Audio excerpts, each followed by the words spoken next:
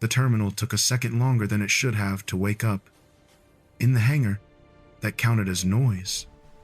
Not sound, just friction in a place built for routine. The lights hummed. Somewhere, a compressor cycled. Metal cooled and warmed and cooled again. Sliding my badge through the reader, I kept my eyes on the login prompt. I never looked around while I logged in. Cameras liked habits. People liked them more. Gray background. Navy text. The same seal in the corner, pretending to be reassurance. Typing with my left hand, I kept my right flat on the desk. Fingers spread. Steady. The screen refreshed. A low buzz came through the terminal speaker, so soft it could have been ventilation. The fan inside the casing spun up a notch, like the machine had decided to pay attention. Legal hold, effective immediately. No red. No flashing. The same polite sans serif as the rest of the system. Below it, audit trace active. Do not alter or delete records. Somewhere, one tool hit concrete, once, and then quiet. A legal hold meant retention. It meant anything logged under my badge, anything my terminal touched, would be preserved and pulled later. A legal hold didn't accuse you. It prepared to. Not hovering, not hesitating. I clicked the acknowledgement button. The banner slid down to the bottom of the screen and stayed there like a thin, patient threat. You learned early. If you wanted to stay invisible, you didn't change pace. You didn't stop. You didn't look like you were thinking. Under my cuff, I pressed the watch crown. Click. I wore it turned inward, face against skin. Part superstition, part practice. Old leather band, cracked at the holes.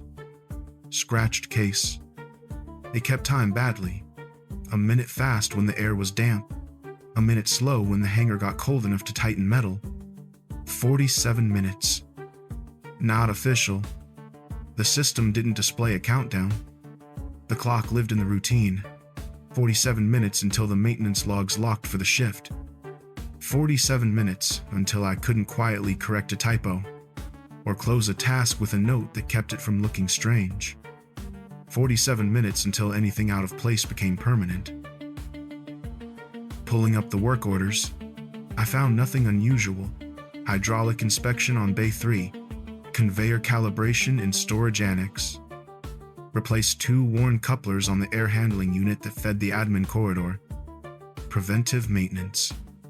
The kind of work that didn't get you remembered. That was the point. I printed the list anyway. Paper still mattered when a system decided to freeze you in place. The printer whirred and spat out a single sheet. Warm paper. Faint toner smell. Folding it once, I tucked it into my pocket. A second record that belonged to me. I took the service cart and pushed it toward Bay 3 at a pace that read as busy but not urgent. Busy got you ignored. Urgent got you questioned. The cart's wheels had one flat spot that thumped once every rotation. I'd never fixed it. A small imperfection was useful. It made me sound like every other tech who didn't have time to make his tools perfect. Bay 3 smelled of hydraulic fluid and old dust. The machine sat with panels open, hoses exposed. Someone had left an access hatch unlatched. I noted it without comment. Comments were for people who wanted their names attached to improvements. I laid my tools out, not like a display, just how my hands wanted them. Wrench, torque driver, flashlight, rag, metal on metal, quiet. Familiar? Tools obeyed physics. They didn't care what your file said. Finger tight first, then torque. The driver clicked at the prescribed setting. Within tolerance. Within spec. Within the narrow lane that kept you from being noticed. The urge to look back toward the admin desk came up like a reflex. I didn't. Looking wouldn't change anything. Instead, I watched the reflection in a hose clamp. In the curve of metal, I could see the bay behind me, distorted and small. Nothing moved that shouldn't. I finished Bay 3 and wrote the completion code on my folded paper, not in the system. On my way out, I passed the admin corridor door. Its badge reader used to accept my card with a soft green blink and a chirp. Now the light blinked yellow for half a second before it turned green. A stutter. The kind you noticed only if you lived by noticing. The hold banner hadn't said anything about access. It didn't need to. A legal hold wasn't a wall. It was a net. I kept walking, hearing my cart's flat wheel thump and feeling the watch face pressed against my skin. Someone had decided my movements were worth keeping. The system never volunteered names. It only offered procedures. But procedures came from people. 47 minutes wasn't much time to stay invisible once a net was in the water. By the time I rolled the cart back into the main hangar lane, the legal hold banner felt like a weight behind my eyes. Not panic, just awareness. Every ordinary gesture could be lifted out of context later and pinned to a report. For half a second, my daughter's lunchbox came to mind, the zipper always coming home half broken. Small things that mattered because they were all she trusted me to keep steady. Graham was waiting near the parts cage, leaning like he owned the lane. He wasn't big. He wasn't important. He was the kind of man who looked for leverage the way other people looked for loose change. A cracked phone sat in his hand. His thumb worried the edge of the case, like he needed something to do with it while he waited to be seen. When two techs glanced over, his posture inflated a fraction. I didn't know his first name. That was intentional. Names were handles.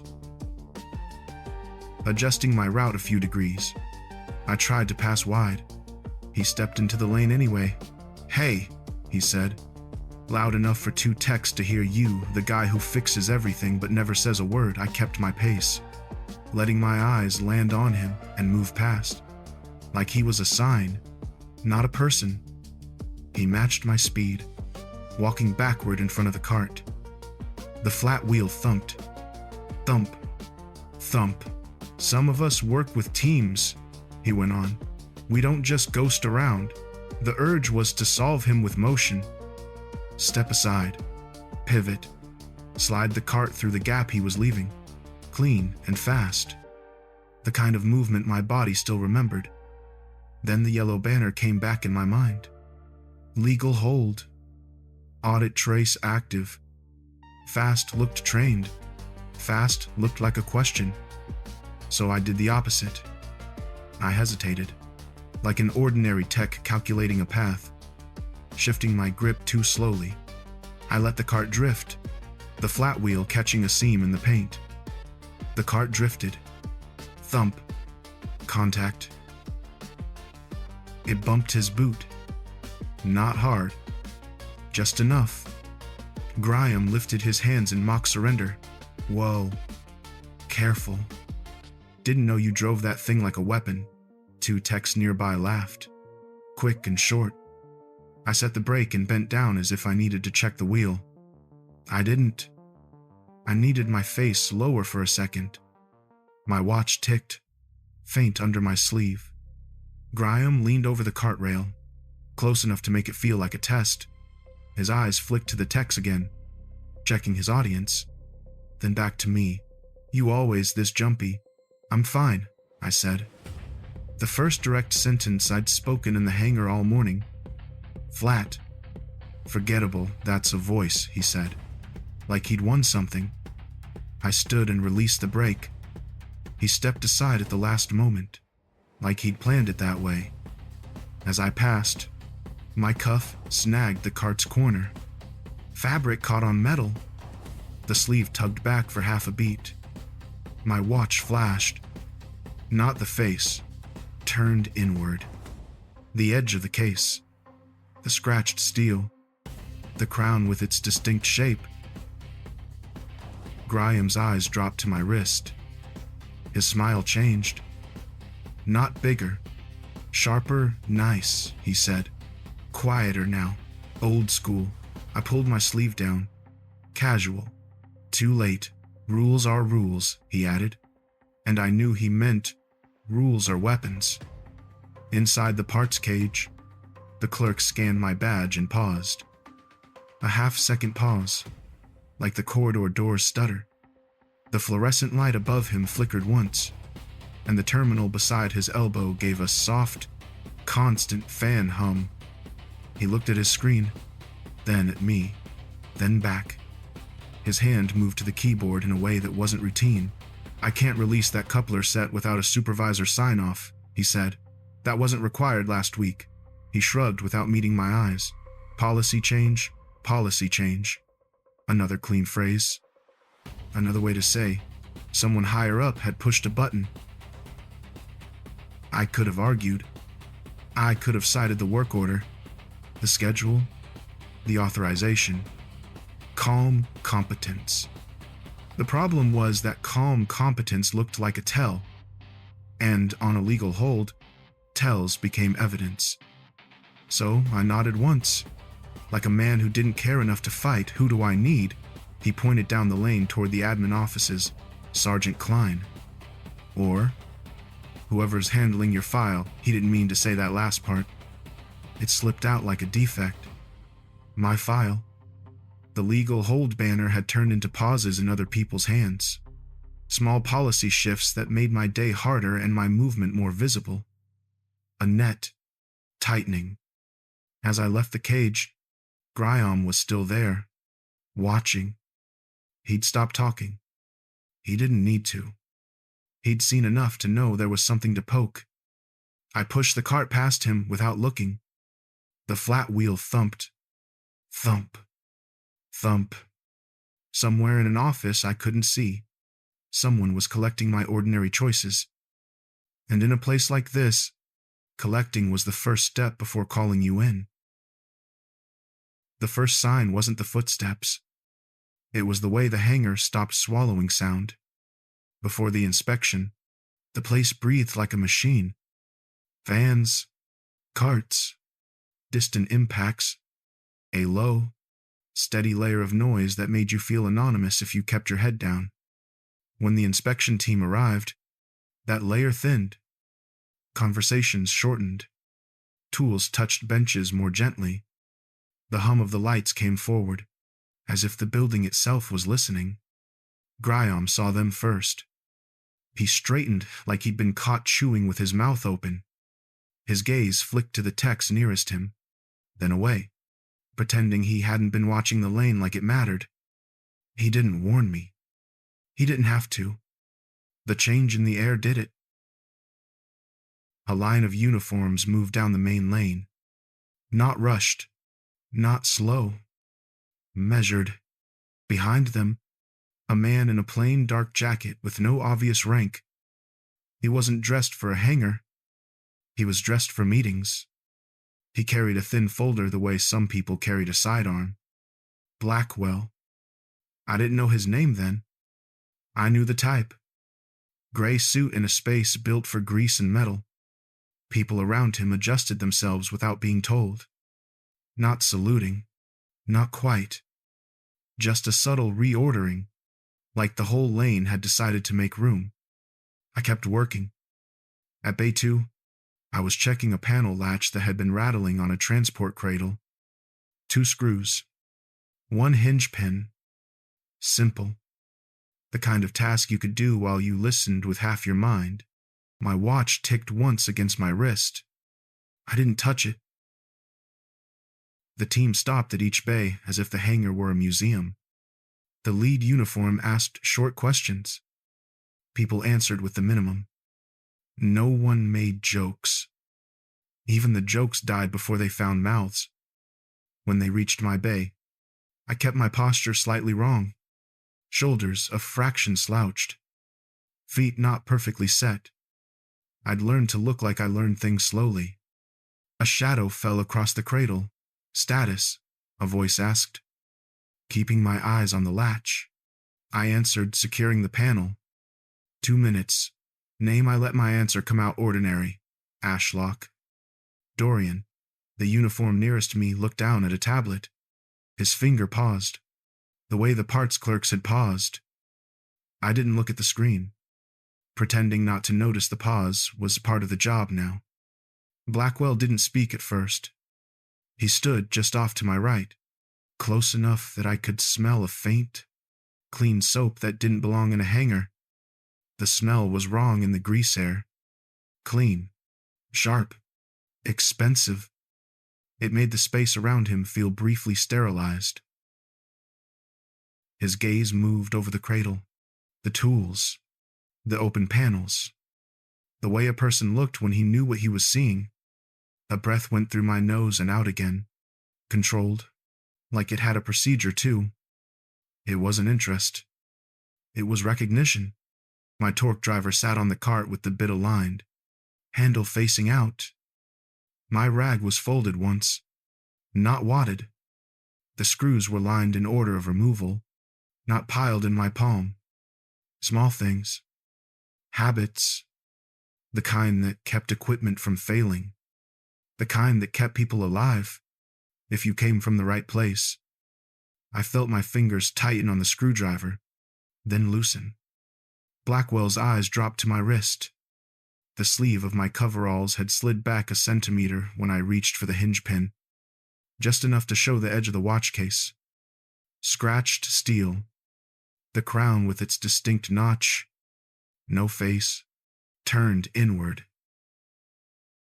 The moment hit with the silence of a gunshot in a padded room. Not loud. Just unmistakable. He leaned a fraction closer. Not aggressive. Exact. The hangar noise fell away again. Not because it stopped, but because my brain stopped using it as cover. For a moment, I imagined the banner on my terminal in the corner of my eye. Legal hold. Everything. Preserved. Blackwell didn't ask to see the watch. He didn't need permission. He simply looked, then looked at my hands, then at my face. His expression didn't change. That was worse than anger. Anger was a reaction. This was filing finish, he said, quietly. I did. 2 minutes. Same pace. No shaking. My hands remembered being watched. When I straightened, the uniform with the tablet said, "All good here." Sir Blackwell nodded once. He moved on. No accusation. No scene. No gesture that anyone else would notice. He walked as if he'd only verified a latch. But as he passed, his hand tapped the thin folder against his thigh. Once. Like punctuation. The inspection line continued down the lane. Voices resumed behind them in little bursts, like a power grid coming back online. Graham watched me from across the aisle. His mouth was half open, as if he'd expected fireworks and got silence instead. I pushed the cart back into motion. The flat wheel thumped. Thump. Thump. Ordinary. My watch stayed hidden under my sleeve, but it felt louder than the hangar. I understood something then, with the clarity of a form being stamped. I wasn't invisible anymore. I was an anomaly that had been noticed and filed for later. Blackwell didn't call my name over a loudspeaker, and he didn't send a Marine to escort me. That wasn't his style. He used gravity instead. 10 minutes after the inspection moved on, a message hit my terminal. Report to Admin Corridor B, Office 3. No subject line. No sender name. Just a room number. A legal hold makes every instruction feel pre-approved, like the system already ran the argument and printed the outcome. Corridor B was quieter than the hangar by design. Carpet that swallowed footsteps. Air that smelled of coffee and printer paper instead of hydraulic fluid. The lights were softer, meant for faces, not metal. Office 3 sat at the end. The door was half closed. The badge reader blinked green on the first try, like it was eager to prove nothing had changed. Going in, I let the door shut behind me. The click was gentle. The finality wasn't. Blackwell was alone, standing by a small window that looked out onto nothing useful. He held the same thin folder. On the desk, a single sheet of paper lay face down. Beside it, a pen, a quiet arrangement, the kind that said, "Sign here, and we can pretend this was mutual." He didn't offer a chair. He didn't need to. The room had one, placed where it made you sit lower than him. I stayed standing. Up close, he looked older than I'd expected. Not frail, just worn down in the way men get when they spend decades carrying other people's secrets and calling it service. "Mr. Ashlock," he said. "Sir?" He nodded, as if confirming the word. "You work maintenance. That's what my badge says." His eyes flicked to my wrist. Not to the watch, which I'd made sure was covered, but to the spot it lived under the cloth. "You're careful," he said. Not a compliment. An inventory item. I didn't answer. He opened the folder and slid out a page. He didn't hand it to me. He held it low enough that I could see the header and a few lines beneath. Most of it was blacked out. Thick bars. Redactions that looked like blunt force. The date was visible. A designation line, half visible. And, in the margin, a code number that meant nothing to anyone who hadn't lived inside it. I knew it. My mouth stayed shut. My tongue pressed against the back of my teeth. Old habits. Still useful. Blackwell watched me watch it. "That unit doesn't exist anymore," he said. No emphasis. No warning tone. Like he was reading a policy update. I looked at the bars of ink. "Then why is it in your folder?" Blackwell didn't blink. "Because your name still prints clean. Administrative. Ugly in its simplicity." He set the page down and flipped the face-down sheet on the desk. A single sentence, printed, with a line for a signature, acknowledgement of hold and non-disclosure obligations. Under it, smaller text referenced federal code sections and internal directives, the kind of language that didn't ask. It directed. My eyes tracked it automatically. It was a map of consequences. "This is not punishment," Blackwell said. As if reading where my attention went. "It's a process, boundary, a boundary. A clean word for a net, the hold," I said. My voice came out flat. "Why now?" Blackwell leaned back against the desk. The wood creaked once. In the carpeted room, that creak landed loud. Silence here didn't drift. It stacked. "You've been quiet," he said. A pause, like he'd chosen the word from a menu. "Quiet is workable. Quiet is manageable. And today you were noticed." He let the sentence sit there, long enough to feel how little it needed him. "Not by me," he added. He didn't say who. He didn't need to. A system had many eyes, and a legal hold didn't come from curiosity. It came from concern. Hands at my sides. I kept them visible. "What do you want?" Blackwell tapped the pen once against the desk. "Not writing. Just marking time." "I want terms," he said. "You keep doing what you've been doing. You keep your footprint small. In exchange, this stays contained, staying invisible," I said. "Yes, and if I don't," he didn't threaten. He didn't raise his voice. He nodded toward the signature line as if it were a practical step in a workflow. "Then you become expensive," he said. "Expensive creates interest. Interest creates records. Records create obligations. Obligations. Delivered the way a man delivered gravity." I stared at the line. I could sign. I could keep the illusion of choice. I could walk back into the hangar and pretend the net wasn't tightening. But the banner on my terminal had already proven the opposite. "Who else knows?" I asked. Blackwell's eyes softened by a fraction. "Not kindness. Calculation. Enough, he said. He slid the paper a centimeter closer. Not forcing. Inviting. I didn't take the pen. That was when the strategy clarified itself, clean as a diagnosis. It wasn't hiding. It was being tolerated until someone decided tolerance was inconvenient. Blackwell closed the folder with a quiet snap. Finish your shift, he said, and keep your sleeve down. He opened the door for me. Like a courtesy, back in Corridor B, the carpet swallowed my steps again. The silence followed, loud in its own way. Behind me, I heard the soft click of the lock catching. Containment, he'd called it. In the hangar, my cart waited where I'd left it, one wheel flat, like a cheap alibi. Pushing it back into motion, I understood with the calm of a stamped form. Invisibility wasn't dying. It was already dead. I'd just been the last person to notice.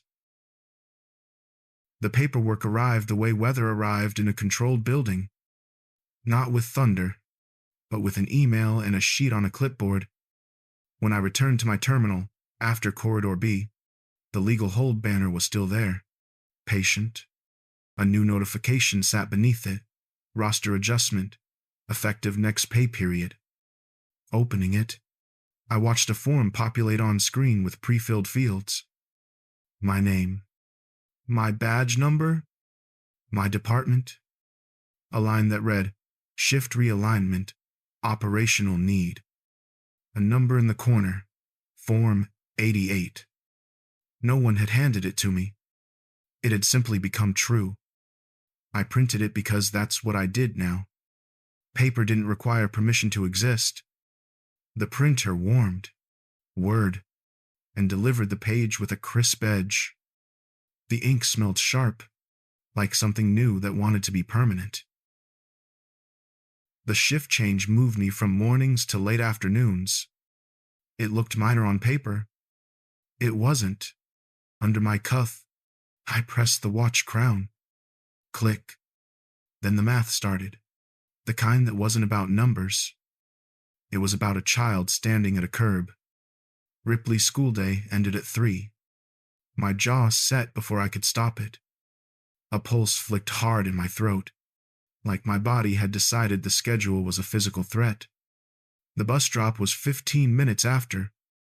Aftercare started charging at 3:30, and they closed at 6. My new shift start time was 2:30. My end time was 11. There was no overlap that didn't require someone else to exist in my life. At the admin desk in the hangar, the chair creaked under me. I stared at the form until the words stopped looking like language and started looking like a mechanism. Operational need. It wasn't a need. It was an instrument. Folding the paper once, I walked it down to HR, because HR was the public face of instruments. The HR office sat off the main corridor, separated from the hangar by 2 doors and a change in smell. Less oil, more disinfectant. The air was cooler. The walls had posters about safety and integrity, stock photos of smiling people who had never filled out Form 88.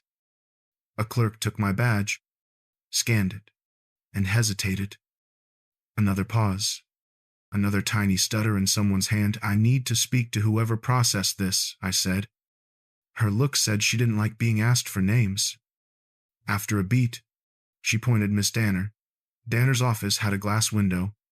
She sat behind it with a headset on, typing without looking up. A faint red line crossed the bridge of her nose where the headset had been resting too long. When she finally looked up, her eyes went to the form in my hand before they reached my face. She blinked twice. Slow, like she'd been staring at a screen for hours. You're here about the roster, she said. Already tired of the sentence, I can't work that shift. Danner exhaled through her nose. The smallest sigh, then reached for a folder without asking questions. She flipped it open. Eyes, scanning lines. Her finger paused at something I couldn't see. The roster is aligned to operational requirements, she said. like she was reading it from the file rather than saying it to me. I have custody. The word landed. Plain, my son gets out at 3. A muscle jumped in my cheek. I kept my voice level anyway. Danner's pen clicked once against the desk. Then again, a quiet metronome. She didn't look up. Aftercare is available, she said. It costs. Her pen stopped. Restarted. Click. Click. Then you can request hardship accommodation. She slid a sheet from a tray with 2 fingers. Paper whispering over paper. Form 22-B. Requires documentation. Documentation of what? Custody arrangement. School schedule. Proof you attempted alternative solutions. Alternative solutions meant names. Friends. Family. People who showed up in records. My teeth pressed together. Releasing the pressure took effort. Like loosening a clamp. You're telling me the only way to keep picking up my son is to make my life legible. Danner looked at me as if I'd offered commentary when she wanted compliance. Her eyes were dry. Tired. Not cruel. I'm telling you the procedure. Procedure is procedure. The words didn't need to be spoken. They lived in her tone, in the way the pen rested exactly parallel to the edge of her desk when she set it down. I set Form 88 on her blotter and pointed to the line. Operational need. What need? Her eyes flicked. Fast. To the corner of her monitor. A reflex. A nervous check. Then she rubbed the inner corner of one eye with her knuckle, like she'd forgotten anyone could see her do it. Roster optimization. She said, that's all I have. That, all, carried the weight of someone who didn't make the decision and still had to deliver it. I could have pushed harder. I could have demanded a supervisor. I could have cited policies. Calm competence. The problem was that calm competence looked like a tell. And, on a legal hold, tells became records. Ripley wasn't a theory. He was a boy with a backpack, a broken zipper, and a curb he trusted me to be at. So I nodded once. Like a man who didn't care enough to fight. Is this reversible? I asked. Danner's shoulders lifted in a small, practiced shrug. If operational needs change. A shrug. Policy wearing a human body. Walking back toward the hangar, the corridor lights buzzed. The building felt like it had fewer exits than it had this morning. At my cart, I set the brake and stared at the tools lined up where I'd left them. Neat. Invisible. Useless against a schedule. I pulled the paper out and smoothed it on the cart tray. Form 88. My name. My new hours. In the blank space at the bottom, there was room for a signature that wasn't required yet. I didn't sign.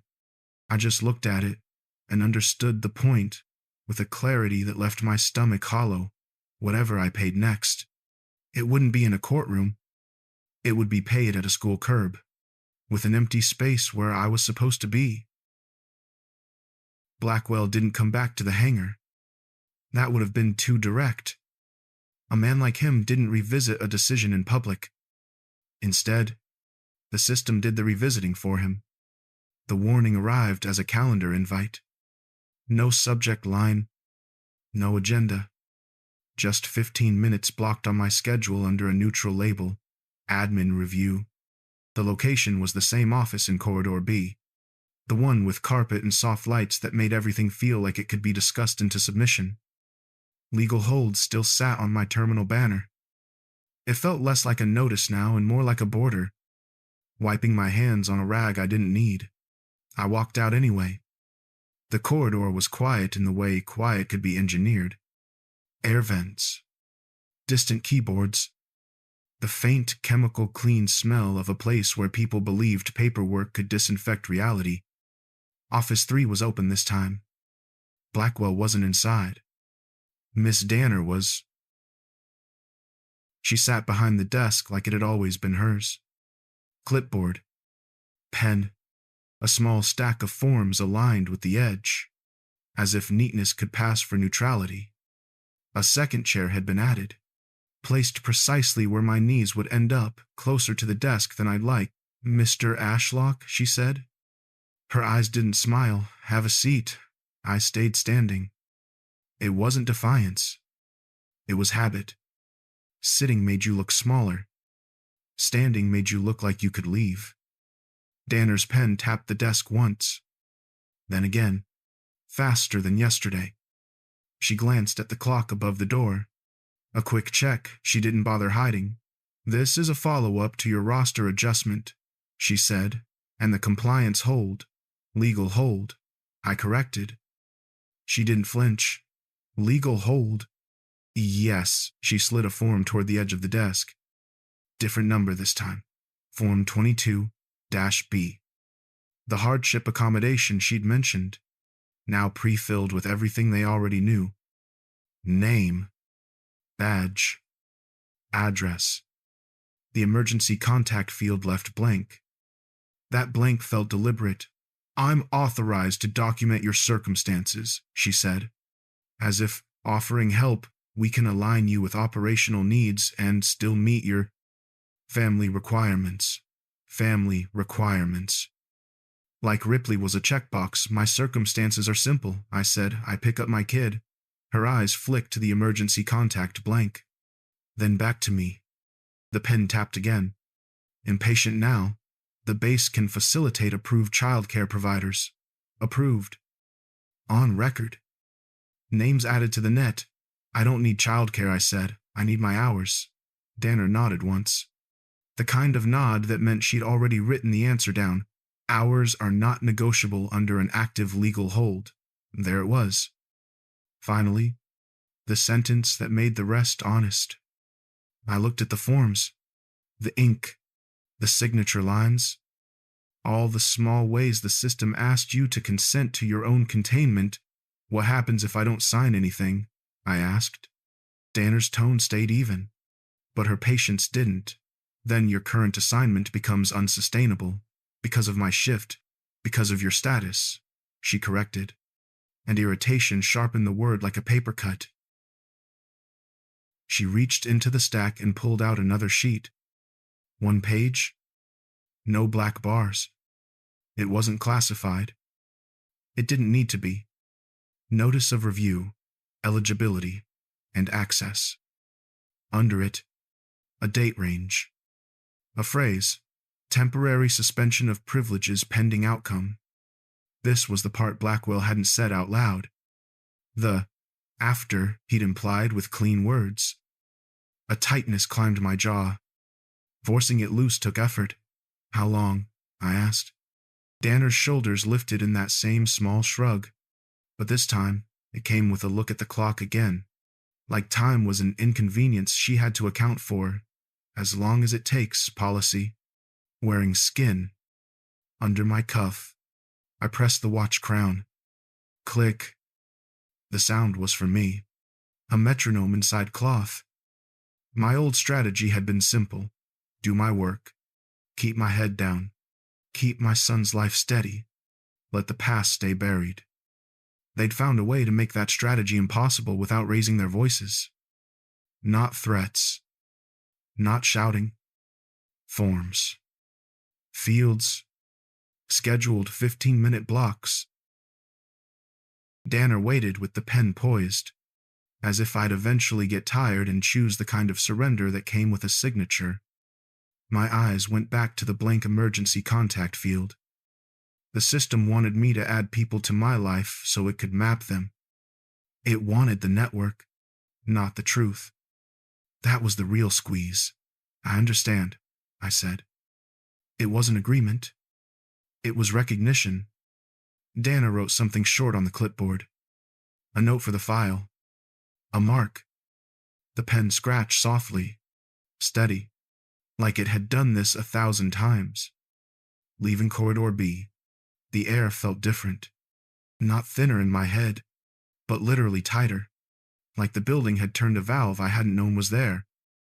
In the hangar, my cart waited where I'd left it. When I pushed it, the flat wheel thumped. Thump. Thump. Each thump felt like a little less air in the room.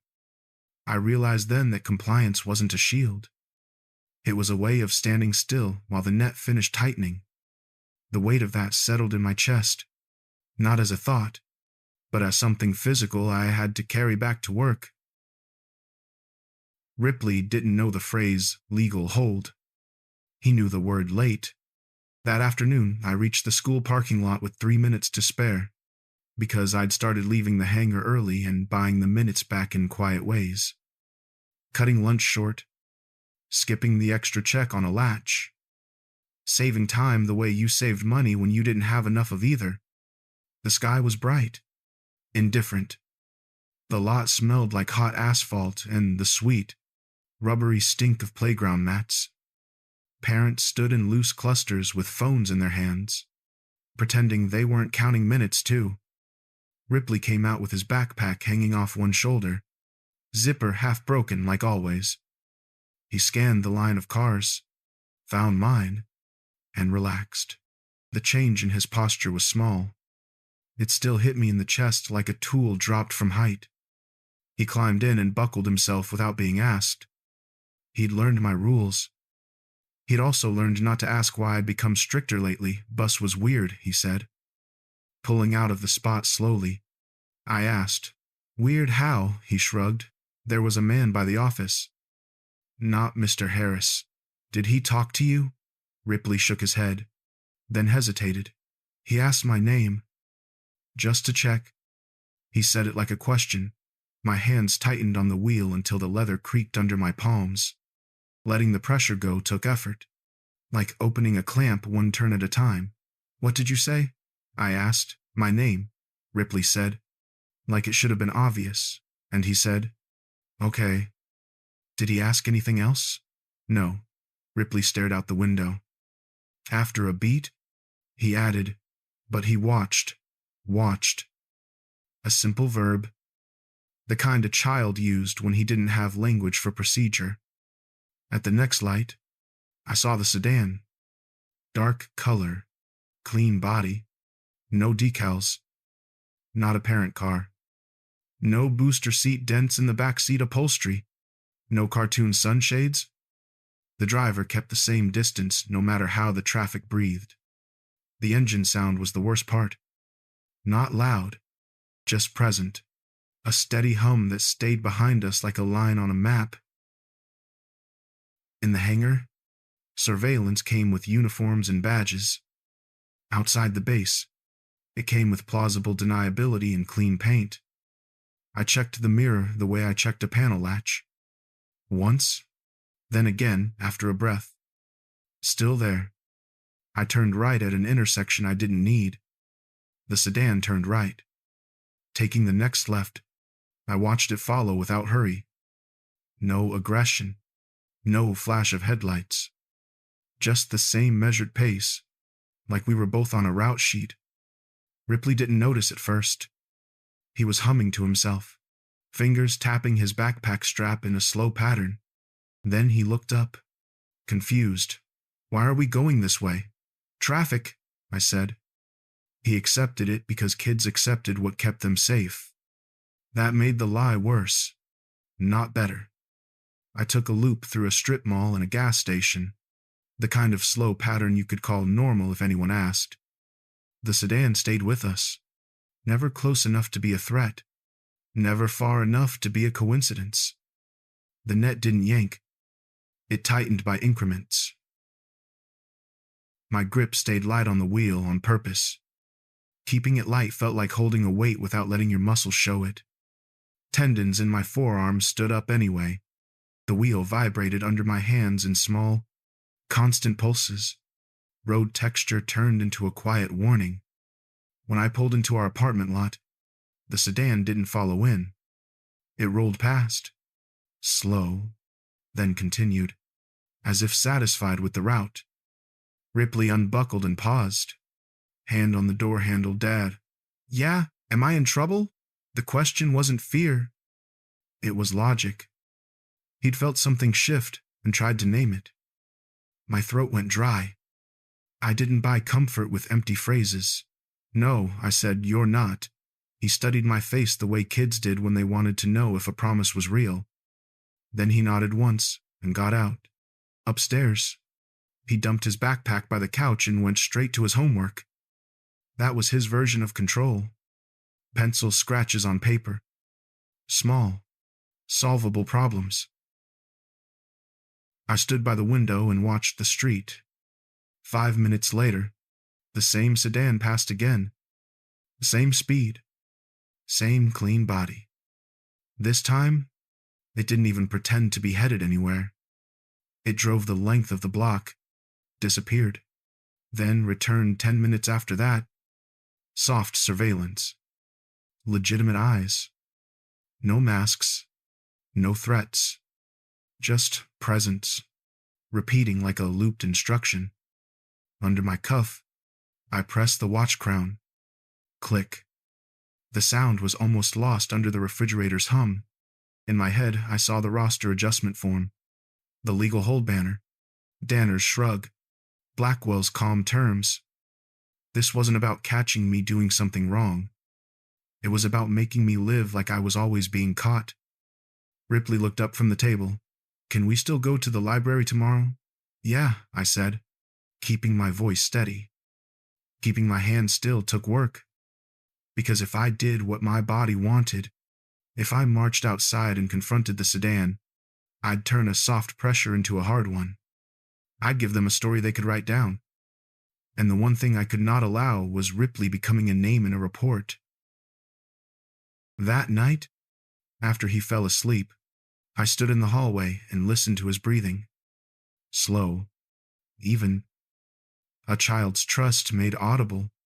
Silence wasn't saving him anymore. It was training him to accept being watched.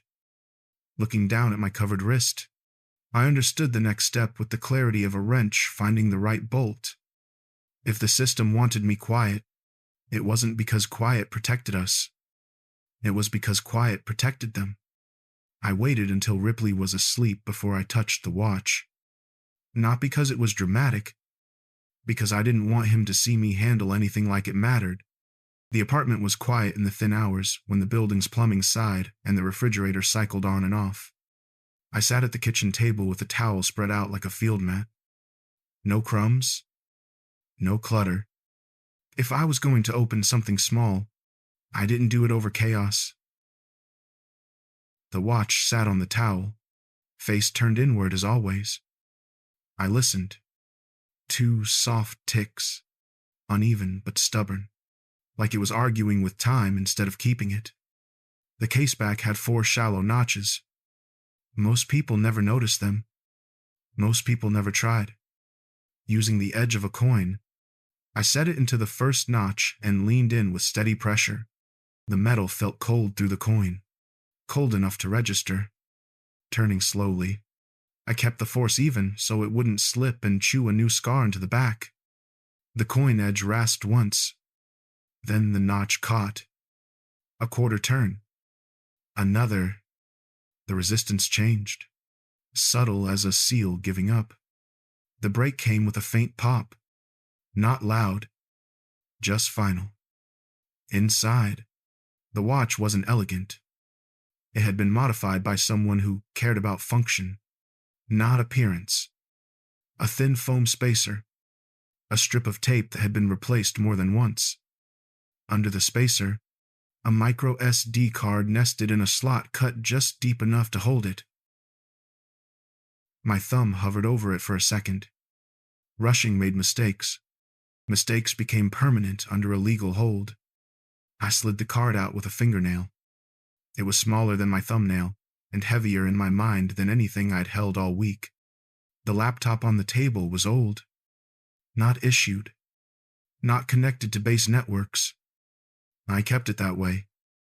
When it powered on, the fan rose into a low whine that filled the kitchen like a second refrigerator, steady and indifferent. I used a small adapter, plastic and cheap, the kind you could buy without leaving a trail if you paid cash. The card clicked into place, clean and precise. The folder opened into a dated directory, then another with a numeric label. Inside were files with names that sounded like someone trying not to sound guilty. Log_export. image underscore set signatures root underscore times. No poetry, just proof. I didn't watch videos. I didn't let myself chase the human parts first. Metadata came before emotion, the same way you checked a label before you opened a valve. Dates matched what I remembered. Timestamps had the right gaps. The signature files contained hashes, long strings of letters and numbers that meant the data hadn't been altered since it was captured. That was the point. Truth that survived contact with procedure. One image thumbnail tried to load anyway. Low res still. A corridor. A body shape at the far end of a frame. I closed it immediately. I wasn't collecting pain. I was collecting leverage. On the towel, the watch lay open and useless as a watch. Without the case back, the tick faded out, like the sound had been part of the disguise. It wasn't a prop anymore. It was a container. The calculation that mattered wasn't moral. It was operational. Sending this would end my current life in quiet ways. Access revoked. Job evaporated. Ripley's schedule turning into a problem I couldn't solve with overtime and silence. Not sending it would end it too. Slower. Until the system had mapped every person in my son's orbit and called it safety. There was no safe channel. Only the one that cost the least. I didn't choose the public first. Public was loud. Loud was easy to dismiss. Loud was easy to process as unauthorized disclosure with the right headlines. Instead, I chose a narrower door. Months earlier, I'd copied a business card from a bulletin board at the courthouse, the kind of board people used when they needed help they didn't want to announce. The attorney's name was printed in plain black ink. The specialty line read, Security Clearance Appeals, Employment Actions, Administrative Law. I hadn't called then. Calling created a record. Tonight, I wrote an email offline. Just text. No confession. A subject line that sounded boring on purpose. Employment matter/retention notice. Before I attached anything, I encrypted the files into a single archive. I set a password I could say out loud without writing down. 2 copies. One on a second micro SD. One on a cheap flash drive. Then I built the dead man logic, not as a movie switch, but as a schedule and a habit. One email drafted to the attorney with the encrypted archive attached, saved in an account I didn't use for anything else. A second email addressed to a journalist who covered military procurement and administrative abuse. That draft stayed unsent, queued in the same account. A third message to myself carried a simple instruction. If I didn't log in every 48 hours and touch a specific marker, the service would auto-send both. 2 clicks. A timer. A system using another system. When I tightened the case back again, I did it slowly, keeping the coin pressure even. 2 tight, cracked seals. The tick returned, faint and steady, as if nothing inside had changed. But I knew better. The watch went back onto my wrist, face still turned inward. I wiped the metal once with the edge of my shirt out of habit. In the bedroom, Ripley breathed, unaware of the math being done on his behalf. Looking down at the watch, I understood the shape of the next day. The leverage wasn't the data. The leverage was that I was willing to let it exist somewhere else. I waited until the building settled into its night noises. Not silence. Silence was rare in a place with thin walls and shared plumbing. I waited for the predictable sounds.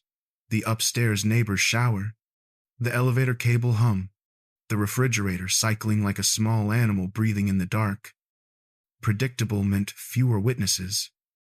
The towel went onto the kitchen table again. Same position. Same careful corners. A habit I could control while the rest of my life was becoming a form. The watch sat in the center, face turned inward, as if it still wanted to hide what it was. Without thinking about memory, I opened it. Coin edge into the notch. Pressure even. Turned slow. Metal resisted, then gave. The case back squeaked against the seal, a tiny complaint, and released with a soft pop. Foam. Tape. The slot.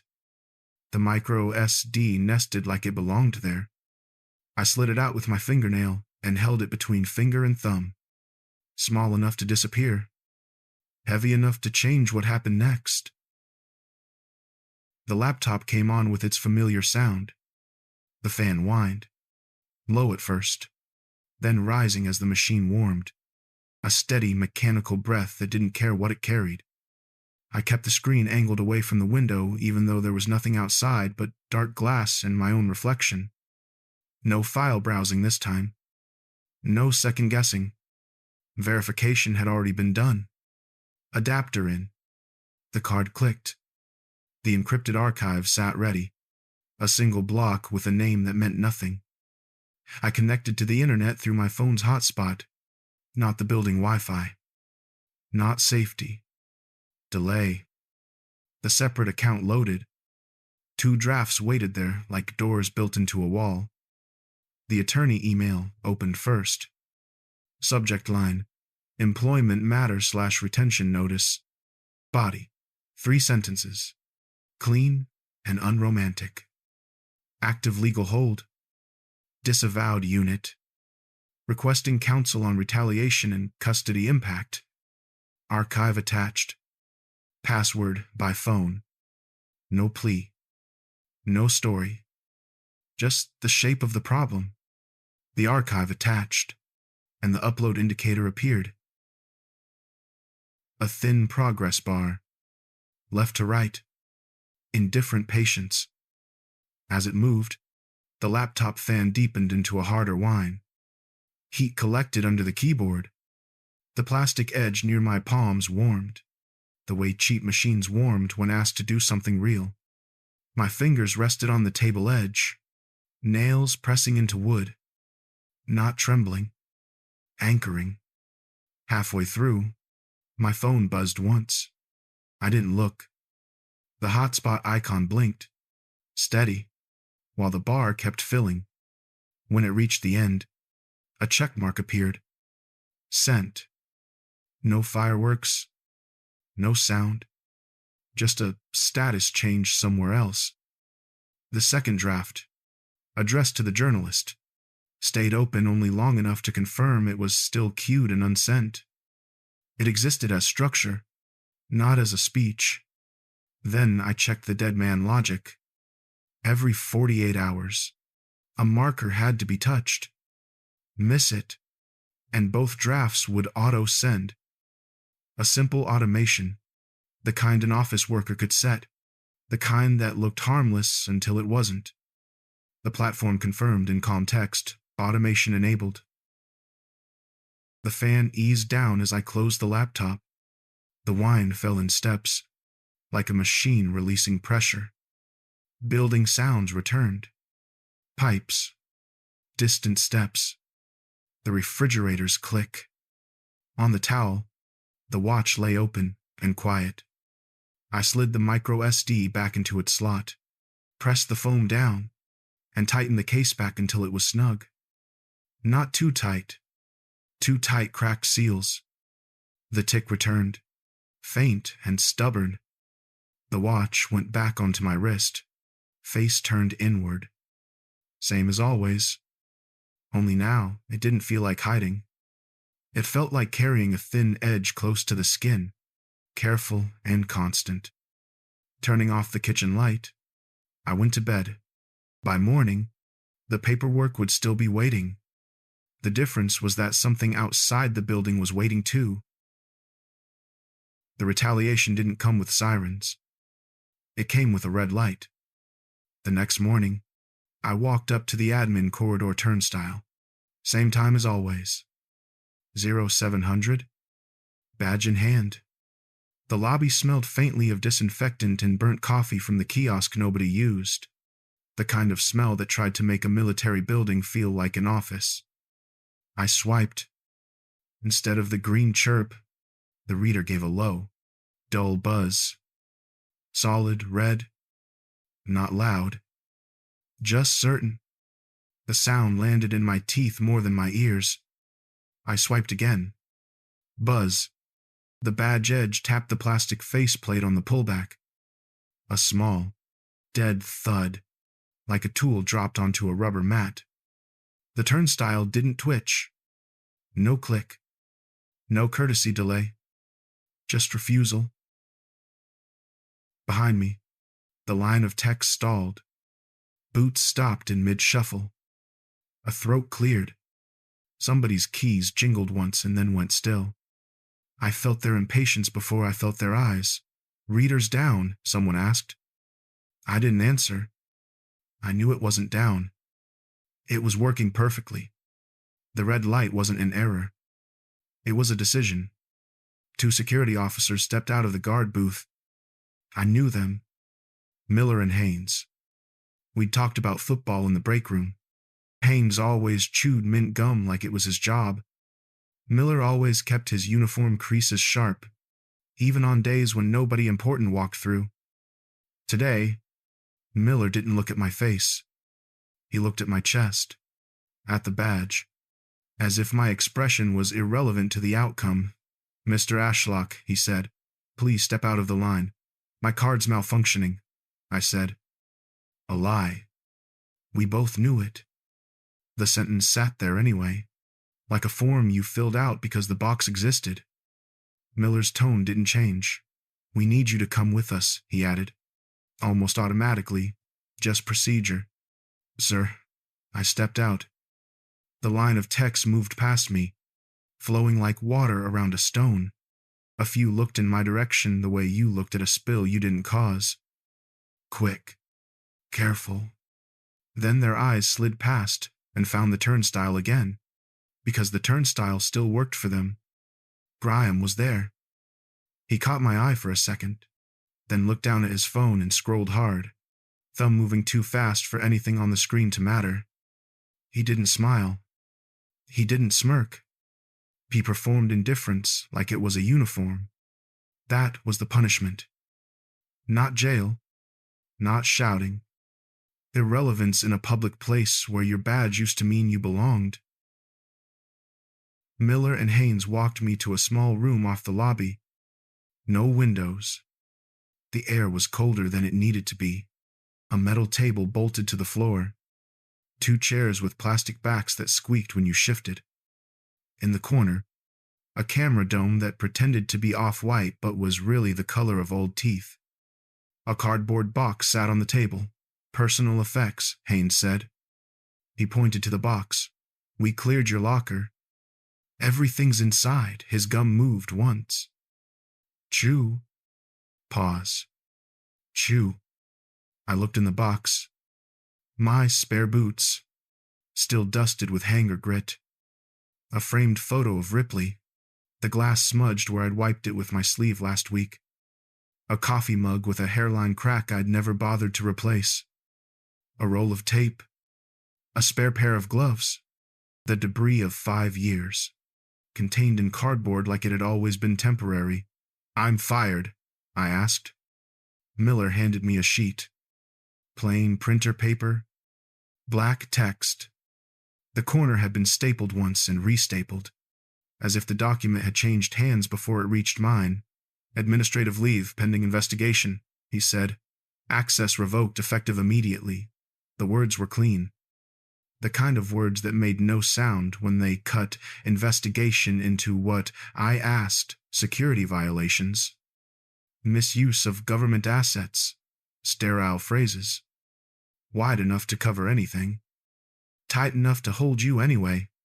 The sheet felt warm from his hand when I took it, then cooled fast in the air-conditioned room. I picked up the box. It was lighter than it should have been. Light meant there was less of me to remove. "Do I get to speak to Blackwell?" I asked. Miller finally met my eyes. Not angry. Not kind.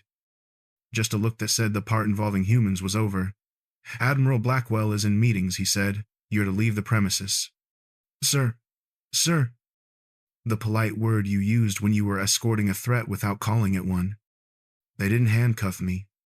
They didn't raise their voices. They walked with me anyway, close enough that anyone watching would understand there wasn't a choice, but not close enough to look like force. We passed the glass trophy case in the lobby. Names on plaques. Photos of ceremonies. A framed newspaper clipping about operational excellence. The building displayed its own story while mine was being rerouted. At the main doors, Haynes pressed the bar and held it open like it was customer service. Outside, the heat of the parking lot hit me hard. Sun on asphalt. A shimmer above the rows of cars. The air smelled like hot rubber and faint exhaust. The honest smell of a place that didn't bother pretending. I blinked once, letting my eyes adjust. The sedan was there, parked in the back row. Dark color. Clean body. No decals. It sat at an angle that gave it a clear view of the doors without looking like it cared. Watching, but I didn't react. Reaction was a kind of confession now. I put the box in my passenger seat. The cardboard scraped the fabric with a dry rasp. The photo frame clicked gently against the mug when I set it down, glass tapping ceramic-like punctuation. Then I stood there with one hand on the door and looked back at the building. It hummed, massive and indifferent. Vent fans. Distant generators. The same constant low vibration I'd learned to ignore. They had locked me out. And inside the fence, behind the turnstile that still remembered how to chirp for everyone else, they kept whatever story they were building about me, preserved and labeled, the way the system liked things, not resolved, just contained. 3 weeks later, the paperwork arrived by courier. Not a lawsuit, a settlement. The courier didn't make eye contact. He wore a company polo and carried a plastic clipboard with a stylus tethered by a string. The string stretched tight when I signed my name on the screen. The device chirped a satisfied little beep, like it had completed its task. He handed me a thick envelope. No return address that mattered. Just a printed label with my name and a tracking number that could be read as proof of delivery, if anyone needed proof. I sat at my kitchen table, the same place where I'd dismantled the watch, and opened it with a butter knife so I wouldn't tear the flap. The paper inside made a soft, expensive whisper as it slid out, heavy stock with a faint sheen, like the document had been laminated by care. The first page had a header in bold serif type, the kind of font law offices used to look timeless. Under it, my name appeared in a blank that had been filled electronically, letters too perfect to be handwritten. Address, date, reference number, a line that said without prejudice, as if that phrase could drain emotion from what followed. Blackwell's name didn't appear anywhere. The letterhead belonged to counsel, and the signatures were blocks of printed titles, as if people could be replaced by roles without loss. The language was dense, woven into clauses and sub-clauses that looped back on themselves. Mutual separation, non-disclosure of proprietary methods, pension retained at 60%, loss of clearance. Each term sat on its own line like a receipt item. I flipped to the next page. Another heading, consideration. Then a paragraph explaining that the consideration was not an admission of wrongdoing by either party. Then another paragraph explaining that the consideration was contingent upon compliance. Then another paragraph defining compliance in a way that made it sound like a natural law. There were annexes. Annex A, definitions.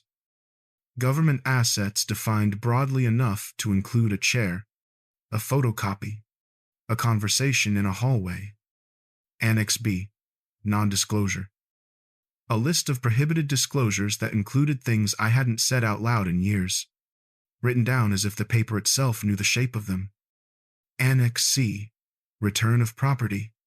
It contained a line about materials, devices, and records in any form, and my eyes paused on any form because any form was how you named a watch without naming a watch. A pen had been included in the envelope. Matte black. Heavy. The cap clicked when I pulled it off. A precise sound that belonged in an office with carpet. The ink smell rose faintly when the point hovered near the paper. Chemical and clean. I thought about fighting it. The thought came and went like a draft from the window. If I fought, it wouldn't stay on paper. It would turn into calls, requests, meetings. It would turn into more procedure, not less. Then I looked at the time. 2:45 p.m. Ripley would be at the bus stop in 15 minutes. The settlement packet had little places for initials at the bottom of every page. 2 letters, 2 tiny strokes, repeated like a ritual. I wrote them anyway, 1 page at a time. Each set of initials made a soft scratch sound, pen tip dragging over the tooth of the paper. The stack shifted as I worked, edges aligning and misaligning and aligning again. On page 7, there was a paragraph about non-disparagement. On page 8, there was a paragraph about cooperation upon request. On page 9, there was a paragraph about remedies, and the word injunctive appeared. A clean word that meant a judge could tell you to stop breathing without ever saying stop.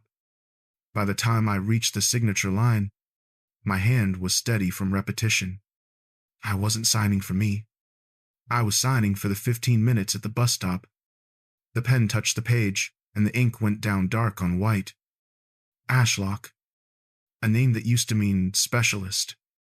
Now it just meant dad.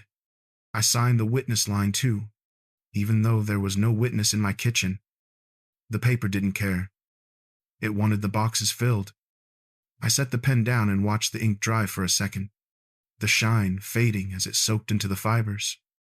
Then I slid the pages back into their envelope and sealed it, pressing along the adhesive strip with my thumb until it held. I walked to the mailbox on the corner. The street was empty in a normal way. Just parents.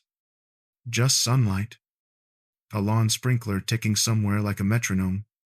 I dropped the envelope in. The metal lid closed with a single, hollow clang that sounded like a gate finding its latch. The vibration traveled up through the box into my fingertips. I stood there for a moment, hand still on the cold metal, then let it go and turned toward the bus stop. The sedan wasn't there.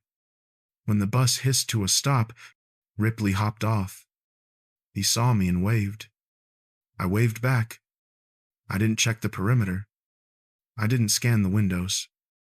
I just watched my son walk toward me, backpack strap in his fist, zipper still half broken, and that was enough to justify every line of ink.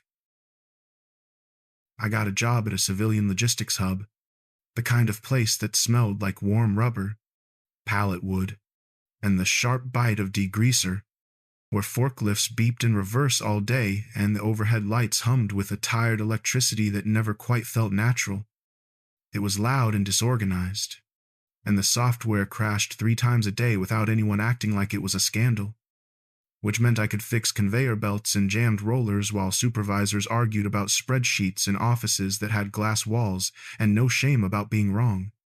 The pay was less, but nobody tracked my keystrokes. And nobody cared where I went for lunch. And the absence of attention did something quiet to my body, loosening a tension I'd started to mistake for normal. People here forgot your name because they were busy, not because a system had told them to. Anonymity, it turned out, could be accidental as well as engineered. By noon, my hands usually smelled like oil, not aviation fuel, and my coveralls carried the dust of cardboard and plastic wrap, a dry grit that came off in the shower and didn't cling in the way basework clung. When a belt motor kicked back to life, it did it with a rough, honest vibration that traveled up through the frame into my wrist. a simple physics lesson that didn't require clearance. On the warehouse floor, the day was built out of small noises that repeated until they became background. The beep, beep, beep of reversing forks, the slap of shrink wrap being torn, the soft rattle of loose bolts in a tray, the dull whump when a pallet dropped a fraction too hard onto concrete. A supervisor's radio squawked numbers that didn't mean anything to me, and nobody flinched when it squawked, because here it was just coordination, not surveillance. There were people with scars on their knuckles from box cutters, people with earbuds in under their hairnets, people who complained about the vending machine eating their money, and the complaints stayed small and local, never turning into reports or reviews. In the break area, fluorescent lights made everyone look tired, and the coffee tasted burned. And that was still a kind of mercy because it meant the place wasn't pretending to be clean. Ripley did better in that new ordinary. The tightness left his shoulders without a conversation about it. Dinner turning back into math homework and video games and the small complaints kids were supposed to have. And when he talked, his voice carried less of that cautious listening he'd learned during the weeks when a clean sedan kept pacing us like a shadow that wouldn't admit to being one. He didn't ask why I was home early. He accepted it. Most nights we ate at the same time, the microwave clock blinking the wrong minute because I kept forgetting to reset it after power flickers. And then we'd sit with the television on low while he worked through problems that had neat answers. Pencil scratching on paper like a promise that some things still resolved. Driving home, traffic lights reflected on the windshield in smeared reds and greens, and the steering wheel carried a faint grit no matter how often I wiped it down. And when I walked through our door, the apartment smelled like whatever Ripley had microwaved for himself, plus the lemon cleaner I used out of habit. A thin domestic scent that didn't belong to any institution. Tonight, settling on the balcony with a beer cold enough to sting my palm, I watched the city lights sit in their grid below. Traffic making its low, continuous hush like a distant machine that didn't know my name. And for once, I let that indifference exist without trying to turn it into either threat or comfort. Inside, the refrigerator cycled on with its familiar hum. Pipes clicked as the building adjusted to evening, and then Ripley laughed at something on the screen. Sudden and bright, the sound spilling through the open door and pulling the air in the apartment back into its usual shape. Sometimes he'd meet me with a question about a math problem, pencil behind his ear. And sometimes he wouldn't look up at all, which was its own proof that he didn't feel the need to monitor my mood for danger. Looking down at my wrist, I saw the watch where it always was, but the strap had been changed and the face had been turned outward, so the scratched crystal caught a thin line of balcony light each time I shifted. The old dial exposed instead of pressed to skin, the second hand insisting on its imperfect circle. The sound of it was small but real, a steady tick that didn't ask permission, and I let it sit there where anyone could see it, because the habit of hiding had stopped being strategy and had started being reflex. And reflex was something you could outgrow only by doing the opposite long enough for it to feel normal. The beer tasted cold and bitter and good, and after a moment I went back inside, touching Ripley's hair as I passed, letting his laughter and the television's low murmur and the refrigerator's hum occupy the rooms without interrogation. The watch kept time against my skin with its face out, ticking on in plain sight as the city held its light and the night held its sound.